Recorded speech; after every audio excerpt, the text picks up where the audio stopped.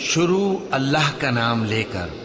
جو بڑا مہربان نہایت رحم والا ہے۔ سورج کی قسم اور اس کی دھوپ کی، اور چاند کی جب وہ اس کے پیچھے چلے، اور دن کی جب وہ اسے روشن کر دے، اور رات کی جب وہ اسے چھپا لے، اور آسمان کی اور اس ذات کی جس نے اسے بنایا، اور زمین کی اور اس ذات کی جس نے اسے پھیلایا، اور نفس انسانی کی اور اس کی جس نے اسے درست کر کے بنایا۔ پھر اس کو بدکاری سے بچنے اور پرہیزگار بننے کی سمجھ دی کہ جس نے اپنے نفس کو پاک رکھا وہ مراد کو پہنچا، اور جس نے اسے خاک میں ملایا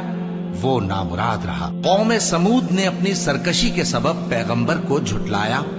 جب ان میں سے ایک نہایت بدبخت اٹھا